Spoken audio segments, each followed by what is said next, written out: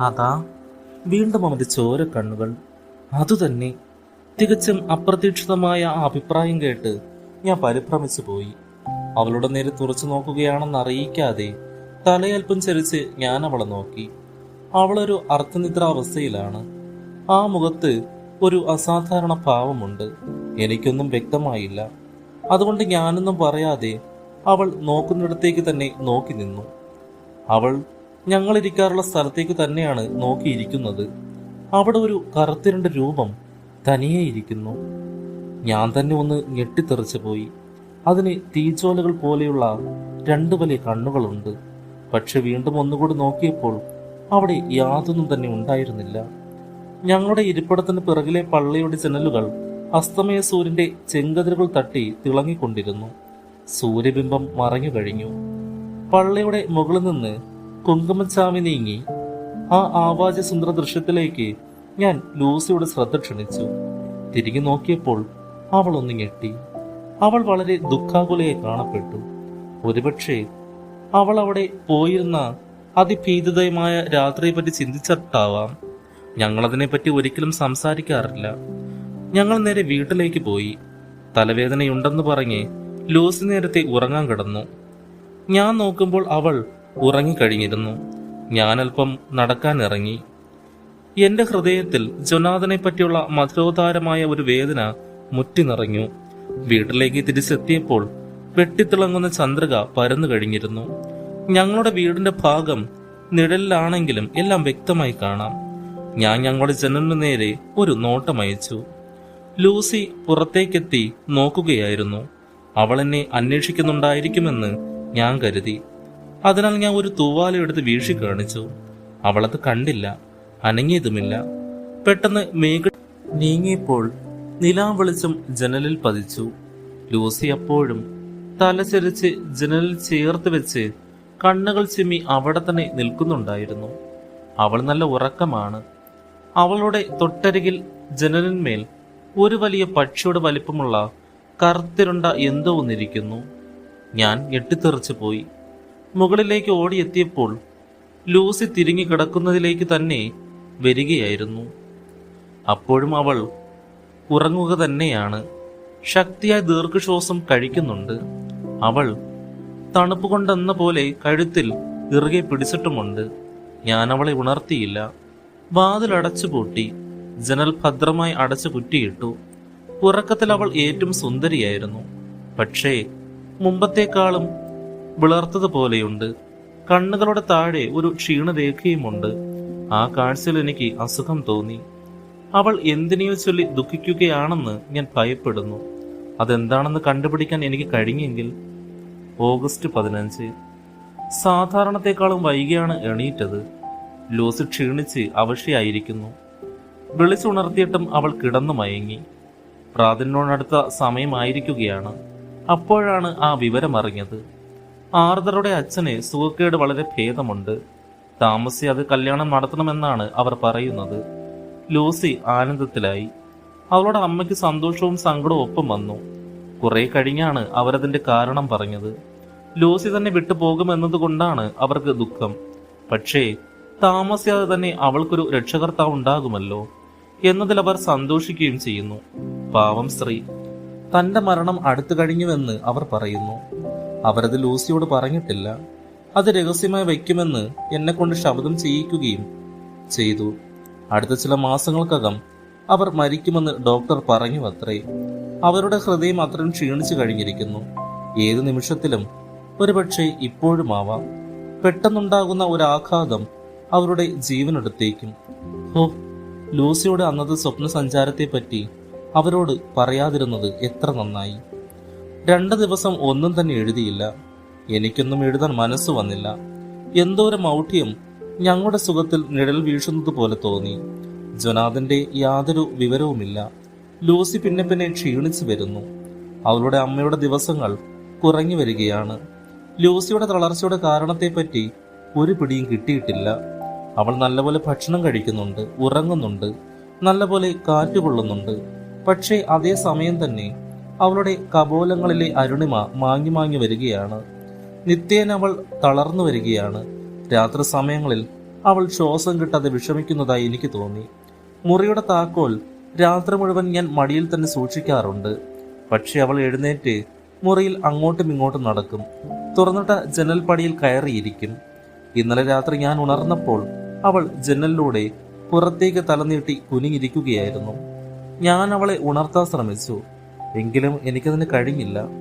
അവൾ ബോധഹീനയായിരുന്നു. ബോധം വീണ്ടും കിട്ടിയപ്പോഴേക്കും അവൾ ആകെ പരിക്ഷീണിയായി കഴിഞ്ഞിരുന്നു. ശ്വാസം കഴിക്കാൻ വിഷമിച്ചുകൊണ്ട് നിശബ്ദയായി ദീനം കരഞ്ഞു. എങ്ങനെയാണ് ജാലകത്തിനരികിലേക്ക് എത്തിയതെന്ന് ചോദിച്ചപ്പോൾ അവൾ തലകുലുക്കിക്കൊണ്ട് വിദൂരതയിലേക്ക് നോക്കുക മാത്രമേ ചെയ്തുള്ളൂ. അവളുടെ സുഖക്കേടിന് കാരണം ശപിക്കപ്പെട്ട ആ സേഫ്റ്റി പിൻ കുത്തിയുണ്ടായ മുറിവല്ലെന്ന് വിശ്വസിക്കട്ടെ. ഇപ്പോൾ ഉറക്കത്തിൽ ഞാൻ അവളുടെ തൊണ്ടയിൽ ശ്രദ്ധിച്ചു നോക്കി.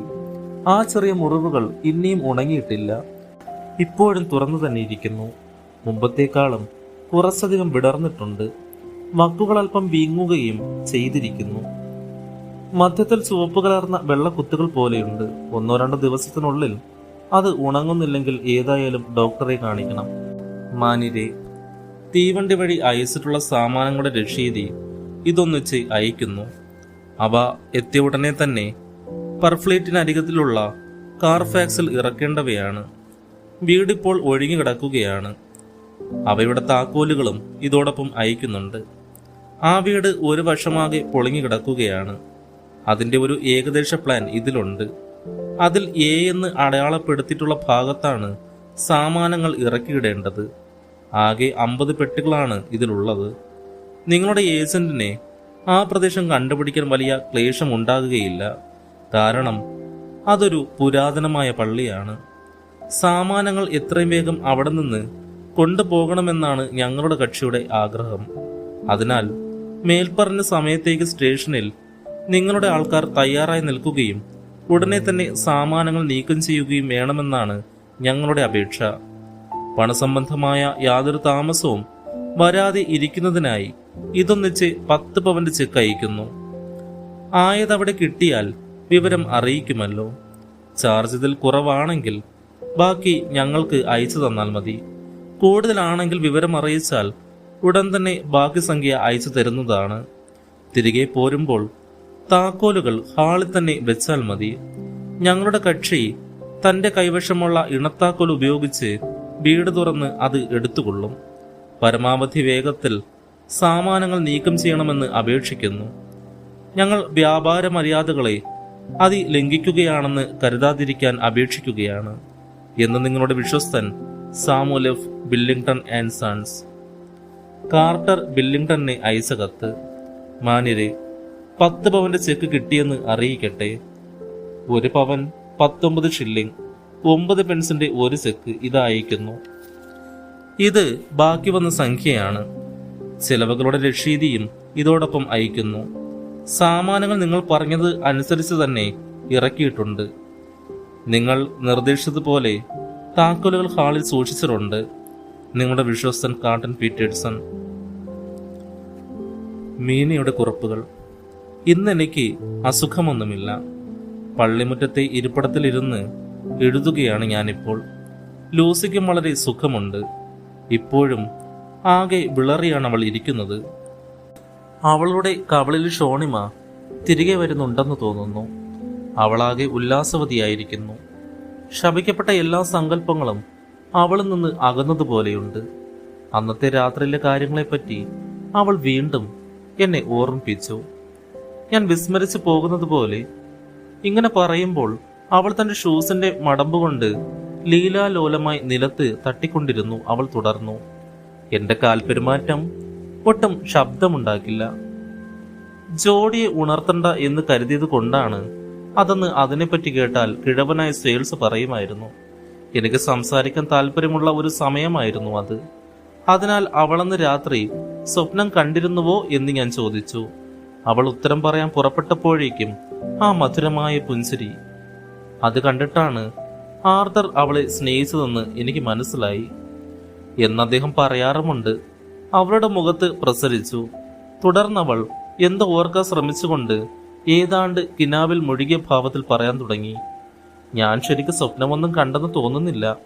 എല്ലാം വാസ്തവമായി തോന്നി. എനിക്ക് ഇവിടെ തന്നെ ഇരിക്കണമെന്നുണ്ടായിരുന്നു. എന്തുകൊണ്ടോ എന്നറിയില്ല, എനിക്ക് വല്ലാതെ പേടി തോന്നിയിരുന്നു. അതിനെപ്പറ്റിയാണെന്നും അറിയില്ല.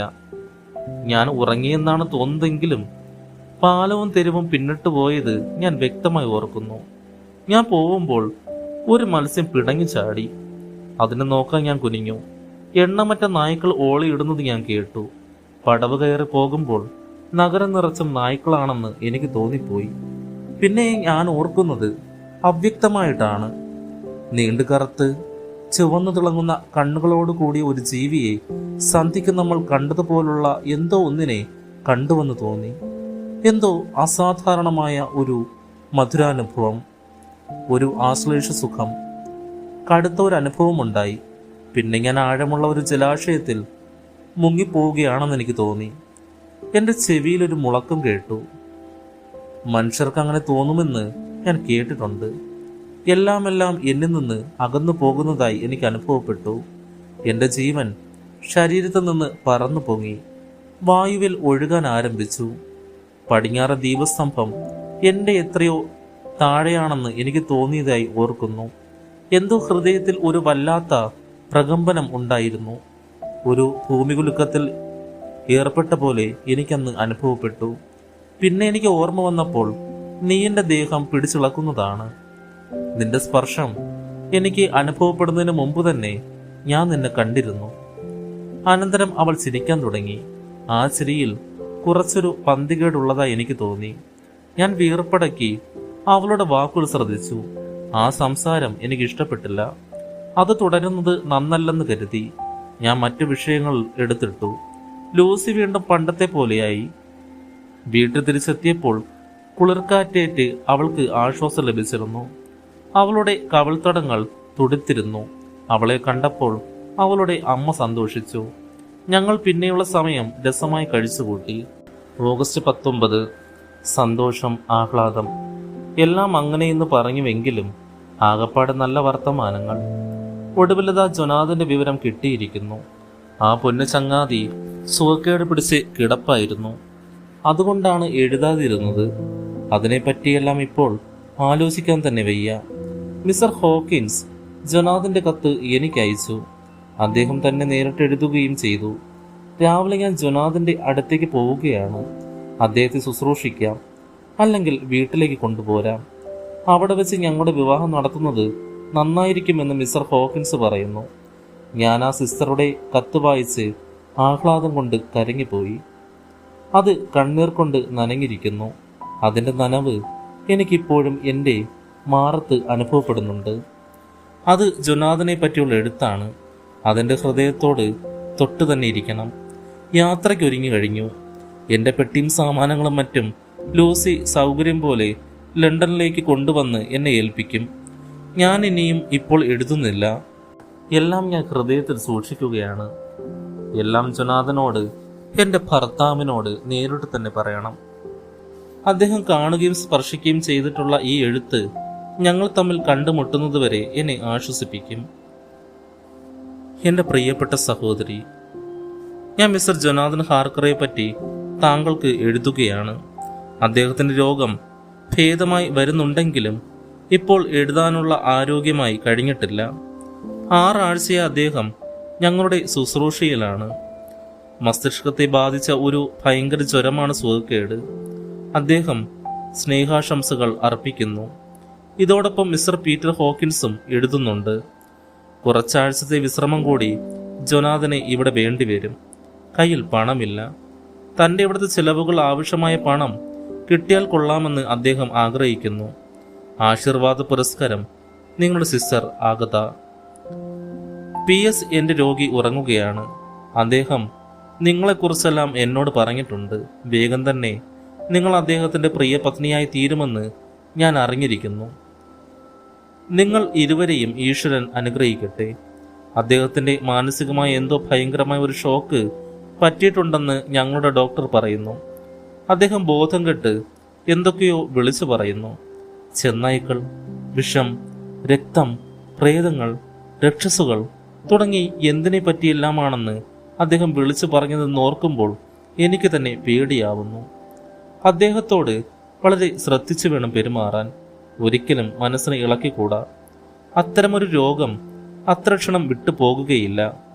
ഞങ്ങളുടെ നേരത്തെ തന്നെ എഴുതുകയായിരുന്നു. പക്ഷെ അദ്ദേഹത്തിന്റെ ഉറ്റവരെക്കുറിച്ച് ഞങ്ങൾക്കൊന്നും അറിയുമായിരുന്നില്ല. അറിയാൻ പറ്റിയ യാതൊന്നും അദ്ദേഹത്തിന്റെ പക്കലില്ലായിരുന്നു. ക്ലോസംബർഗിൽ നിന്നുള്ള തീവണ്ടിയിലാണ് അദ്ദേഹം ഇവിടെ വന്നത്. വീട്ടിലേക്ക് ഒരു ടിക്കറ്റ് എന്ന് വിളിച്ചു പറഞ്ഞ് അദ്ദേഹം സ്റ്റേഷനിലേക്ക് പാഞ്ഞു കയറി എന്നാണ് സ്റ്റേഷൻ മാസ്റ്റർ പറഞ്ഞുവത്രേ. സംസാരിക്കുന്നത് കേട്ടപ്പോൾ ഒരു ഇംഗ്ലീഷുകാരനാണെന്ന് മനസ്സിലാക്കി. ഏറ്റവും ഒടുവിലത്തെ സ്റ്റേഷനിലേക്ക് ഒരു ടിക്കറ്റ് നൽകുകയായിരുന്നു അത്രേ. അദ്ദേഹത്തെ നന്നായി ശുശ്രൂഷിക്കുന്നുണ്ടെന്ന് വിശ്വസിക്കുകയാണ്. തന്റെ പെരുമാറ്റത്തിലുള്ള മൃദുത്വം മാധുര്യവും കൊണ്ട് അദ്ദേഹം ഇവിടെയുള്ള സകലരെയും വശീകരിച്ചിരിക്കുന്നു. അദ്ദേഹത്തിന്റെ ശരീരസ്ഥിതി മെച്ചപ്പെടുന്നുണ്ട്. കുറച്ചാഴ്ചത്തെ വിശ്രമത്തിനു ശേഷം മുമ്പത്തെ ആരോഗ്യമെല്ലാം തിരിച്ചു കിട്ടും. പക്ഷേ അദ്ദേഹത്തിന്റെ രക്ഷയെ കരുതി നിങ്ങൾ പ്രത്യേകം ശ്രദ്ധിക്കേണ്ടതുണ്ട്. നിങ്ങൾക്ക് പല വർഷങ്ങളോളം ഒന്നിച്ച്